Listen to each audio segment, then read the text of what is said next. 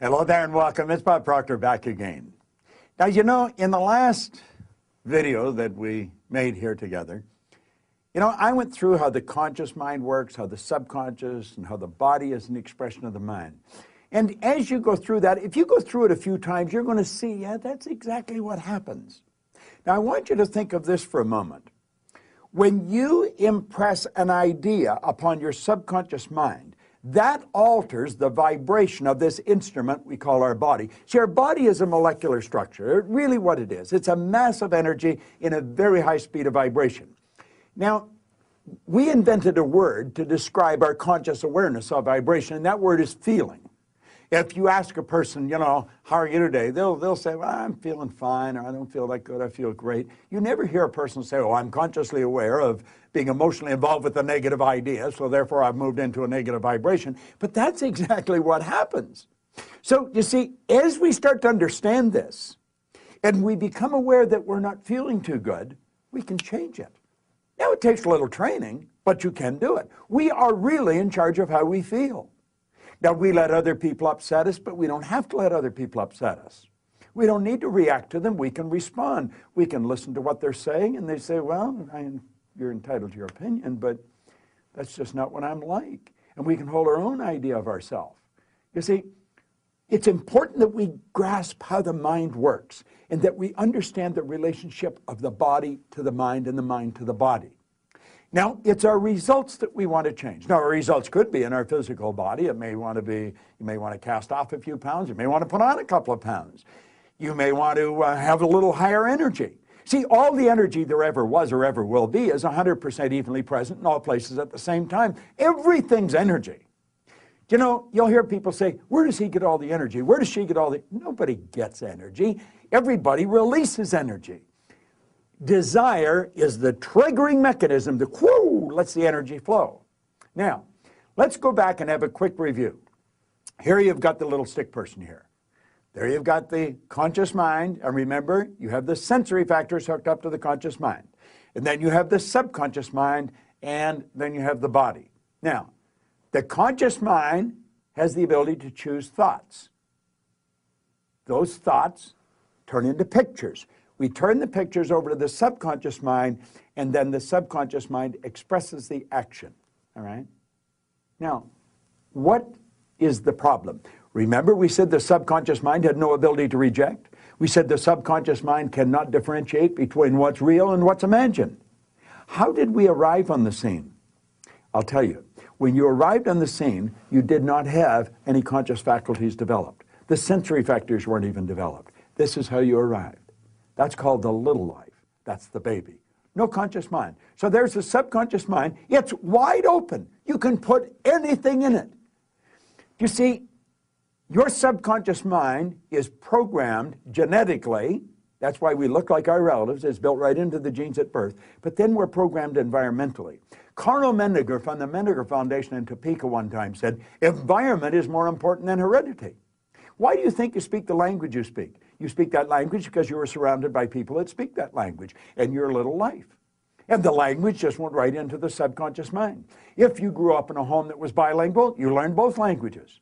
I had an associate over in Kuala Lumpur, had a little boy, he spoke 4 languages at 4 years of age. And you'd look at that and you'd say, my gosh. No. The baby was programmed. Why do you like the food you like? It's programming. That's right. Now, let's stop and think about the environment we were raised in. Here's the baby, and look at the ideas and the thoughts and the concepts that are going on around that baby are going right into that baby's subconscious mind. Now, through repetition, over and over and over again, and remember, the baby's getting it all day, all week, every week, all month, every month, all year, and this goes on for 4 or 5 years. And the baby reaches the age of 4 or 5 where they can start to think that baby's programmed. That baby is programmed to think like the people it had been surrounded by. If the people that surrounded that baby had gone right through school, the baby will probably grow up and go right through school. If the people that were surrounding that baby always lived in hard times, never had any money, always in debt, that's probably how that baby's going to grow up. Now, this is bizarre, but this is how it happens. It's how it happens for me. I was raised during a depression. We didn't have any money. There was always talk about no money. You should be satisfied with what you've got. Well, that's not true. You should never be satisfied with what you've got. You should be happy with what you've got. Dissatisfaction is actually a creative state. So here we have now a baby that has been programmed. Now, let's take and think for a moment. What happens when that baby starts to think for itself? Now think of this. The paradigm controls the vibration controls the action which produces the result. Now here we go. Here you got the baby with the paradigm, and the conscious faculties have developed. They have the ability to think. There's a power flowing into them. What are they going to think? They're going to think thoughts that are in harmony with that paradigm. That's right. We've been raised to believe you go to work to earn money. Do you know that working is the very worst way to earn money? That's right. You should go to work for satisfaction, not for money. You provide service for money. You can earn money while you're sleeping. In fact, we have programs where we teach people to actually earn more money while they're sleeping than they'll ever need to use while they're awake. You say, well, that's a pipe dream. No, no. That's a paradigm that causes you to think that's a pipe dream. There's people doing that that are nowhere near as bright as you. But here we are now. We've got the person. They've been programmed in their little life genetically and environmentally. That paradigm is nothing but a multitude of habits. A habit is an idea that's been programmed into the subconscious mind over and over and over again. Now, the paradigm is literally controlling the behavior. Consciously, you can think of one thing, but subconsciously, the other idea will be controlling you.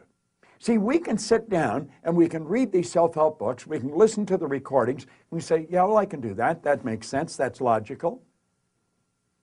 But then we can't do it. Why? Now think of this for a moment. I want you to imagine that you're going to accept an idea right now to turn your annual income to a monthly income. You say, well, I'd like that, but will you do it? Probably not. Your paradigm will stop you. See, your paradigm literally controls the results. Now, let's think of how the paradigm was formed. The paradigm was formed through repetition. The ideas being planted in your subconscious mind. Now, understand your paradigm dictates your logic. Your paradigm controls how you utilize your time. Your paradigm controls your perception of situations. Your paradigm controls your effectiveness. Your paradigm controls the amount of money you earn. If you want to change your life, you must change your paradigm. You see, to most people, it's illogical that they could take and turn their annual income to a monthly income. But if you follow our teachings, we'll show you exactly how to do that. We'll show you how to accomplish anything you want to accomplish, because what we're focused on is showing you how to change the paradigm. When the paradigm's changed, your life changes. It's a beautiful concept. It's an absolutely phenomenal concept. Now you know why you're getting the results you're getting. It has nothing to do with your intellect. Your intellect, you can figure out how to do things. That doesn't mean you're going to do them. You'll hear people say, I believe that, but their behavior would indicate they've never even heard of it. Why? We believe something on a conscious level. On a subconscious level, the paradigm believes something else. There's a word called praxis. Praxis is the integration of belief with behavior. We've got to take the beliefs that we have consciously, that we determine by thinking, and plant them in the place of the old belief. See, I used to believe that I couldn't do anything better than I was doing. I felt fortunate that I was on the fire department. The idea of building a company that operated all around the world, furthest thing from my mind. But you know something? As I changed my paradigm, my whole world changed. That's what we do. That's what it's all about. You've got to change your paradigm if you want to change your life. Now, you can study all you want. If you don't gain an understanding how to alter that program, and that's what the paradigm is, it's a program. It's a multitude of concepts that are fixed in your subconscious mind that literally control your behavior. It's a beautiful concept to understand. It's a terrible one if you don't understand it, because it literally controls your life. Why do you think most people go right through their life and keep getting the same results year after year after year? Well, it's just the way it is, and they don't know. We should be taught this in school, but we're not. How is the paradigm formed? Through the repetition of information. How's the paradigm changed? Repetition of information. Now let's suppose you're having a difficult time with money. You find that you got more going out than coming in. You've got to change your concept about money. How do you do that? Through the repetition of an idea. That's where affirmations comes in. I'll give you one that I've been using for years. I am so happy and grateful now that money comes to me in increasing quantities through multiple sources on a continuous basis. I am so happy and grateful now that money comes to me in increasing quantities through multiple sources on a continuous basis. You don't just say that once or twice. You've got to repeat that maybe 1,000 times a day, every day for maybe 90 days. And you'll start to change your whole concept about money. Wealthy people all have multiple sources of income. Now, I'm going to tell you what happened to me. I drove around with a battery-operated record player and a long-playing record. And I played it over and over again every day for probably a couple of years. This was so totally illogical. It was behavior. Everybody thought I was losing it. And I'm reading the same book every day, Think and Grow Rich. As a matter of fact, I'm still reading the same book. And it was the repetition of Earl Nightingale's information and the book that changed the paradigm. I didn't know what I was doing. I didn't understand what I was doing, but I did it.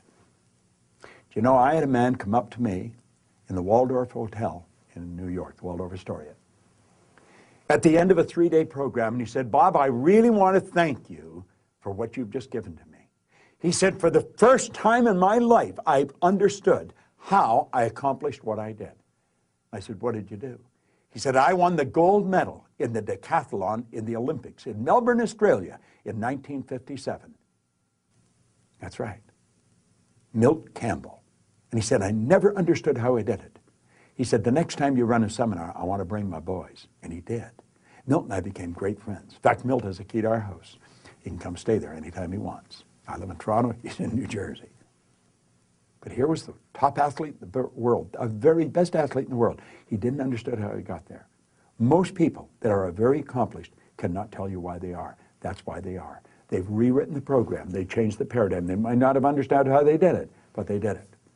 That's what our company is all about. We teach people how to change paradigms. I want to thank you for watching this, but I'm going to ask you to share it with other people. Share it with them. Say, "Come and watch this." Start a rapport. Build a rapport with people, you know. It's a great way to live. And this is great information to understand. Thanks for listening. It's Bob Proctor. I enjoy sharing it with you.